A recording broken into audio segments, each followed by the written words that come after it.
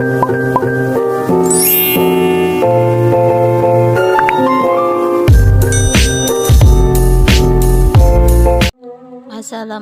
warahmatullahi wabarakatuh. Perkenalkan, nama saya Vina Lestari dengan NIM 211010502467 dari kelas 04 SMJK 005. Di sini saya akan menjelaskan tentang analisis laporan keuangan PT Telekomunikasi Indonesia Persero Tbk tahun 2018 sampai 2022. Pengertian laporan keuangan menurut para ahli. Menurut Raymond Budiman 2021, laporan keuangan merupakan dokumen yang menggambarkan posisi keuangan dan kinerja perusahaan selama periode waktu tertentu. Menurut Kasmir 2019, laporan keuangan merupakan laporan yang memperlihatkan posisi keuangan suatu entitas pada periode untuk atau waktu tertentu. Menurut Werner R. Murhadi 2019, laporan keuangan merupakan bentuk bahasa bisnis. Laporan keuangan memberikan data yang terolah kepada pengguna tentang posisi keuangan perusahaan. Memahami laporan keuangan perusahaan memungkinkan pemangku kepentingan yang berbeda untuk memahami posisi keuangan perusahaan. Menurut Sujarweni 2019, laporan keuangan adalah catatan mengenai informasi keuangan suatu entitas pada waktu periode tertentu dan dapat memberikan informasi mengenai kinerja keuangan entitas. Selanjutnya ada analisis laporan keuangan. Menurut Sujarweni 2019, analisis laporan keuangan adalah upaya untuk menganalisis kondisi keuangan entitas, hasil kerja entitas pada masa lalu dan estimasi mendatang untuk mengetahui kinerja entitas hingga saat ini dan mengestimasinya pada waktu ke depan. Lebih lanjut, pengertian menurut Subramanyam 2019, analisis laporan keuangan merupakan penerapan alat dan teknik untuk menganalisis laporan keuangan dengan data relevan yang mempunyai tujuan umum yang berguna untuk menghasilkan estimasi dan kesimpulan yang dapat digunakan dalam analisis bisnis. Berdasarkan penjelasan di atas, maka dapat disimpulkan bahwa analisis laporan keuangan adalah upaya menganalisis data keuangan suatu entitas dengan menggunakan alat dan teknik analisis laporan keuangan supaya dapat diketahui kinerja laporan keuangan entitas terkait sehingga mempermudah penggunaan laporan keuangan mengambil sebuah putusan bisnis. Lalu menurut Kasmir 2019, tujuan analisis laporan keuangan yang pertama, untuk memahami kondisi posisi keuangan entitas selama rentang waktu tertentu, termasuk mengetahui jumlah aset, kewajiban, modal, dan hasil dari operasi entitas. Yang kedua, untuk memahami kekuatan dan kelemahan perusahaan. Yang ketiga, untuk menentukan tindakan korektif yang perlu diambil perusahaan ke depannya terhadap posisi keuangannya saat ini. Dan yang keempat, untuk mengevaluasi kinerja manajemen apakah berhasil atau gagal dan langkah-langkah yang diperlukan manajemen untuk kedepannya. Dan terakhir, untuk dijadikan perbandingan dengan perusahaan sejenis dalam kinerja yang dicapai. Selanjutnya ada jenis-jenis laporan keuangan.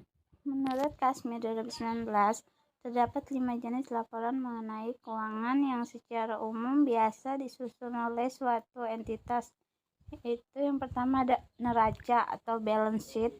Yang kedua, laporan laba rugi, income statement. Yang ketiga, laporan perubahan modal. Keempat, laporan arus kas. Kelima, laporan catatan atas laporan keuangan. Analisis rasio keuangan. Analisis rasio keuangan merupakan upaya dalam mencari gambaran relasi dan membandingkan jumlah akun ketika menjabarkan laporan keuangan, yaitu yaitu dengan membagi satu akun dengan akun yang lain di laporan keuangan pada neraca dan laporan laba rugi menurut Sujarweni 2019. Terus ada jenis-jenis rasio.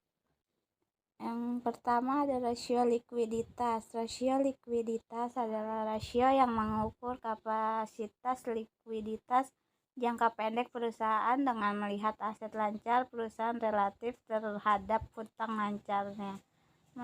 Halim 1/2021. Rumusnya kas rasio sama dengan kas tambah bank tambah surat berharga jangka pendek dibagi hutang lancar dikali 100. Nah, di sini ada perhitungan cash ratio 2018-2019.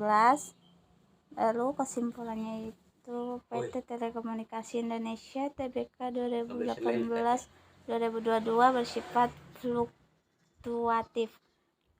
Yang pertama rasio kas tahun 2018 PT Telekomunikasi Indonesia Tbk yaitu 37,7%.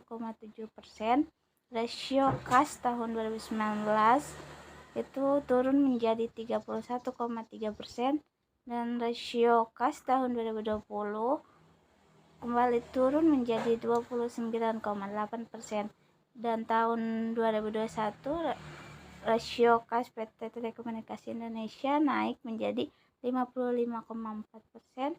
Tahun 2022 rasio kas PT Telekomunikasi Indonesia Tbk turun menjadi 45,4%. Yang kedua ada rasio solvabilitas. Tujuan dari analisis solvabilitas ini adalah untuk menunjukkan efisiensi penggunaan aset atau dana perusahaan. Menurut Halim I 2021, rumusnya TMS terhadap TA yaitu sama dengan total modal sendiri dibagi total aset dikali 100%. Nah, di sini ada perhitungan TMS terhadap TA tahun 2018 sampai 2022.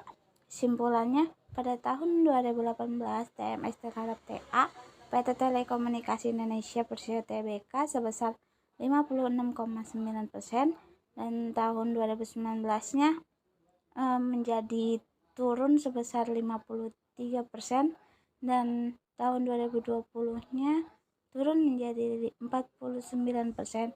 Tahun 2021